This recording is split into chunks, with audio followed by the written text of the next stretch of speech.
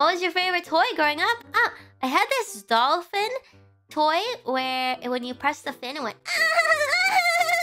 Okay, not exactly like that. It sounded way cooler, but I would spam it, I guess.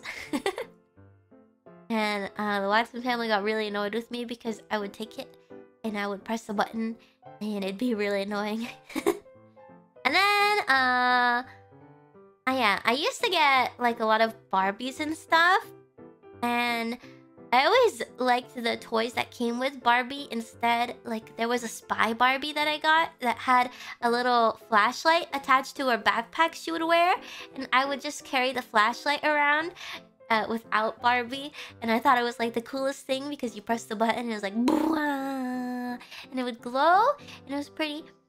And then also I had like a little toy car that Barbie came with at some point. It was like a bug. Yeah, it was like one of those beetles, like a bug.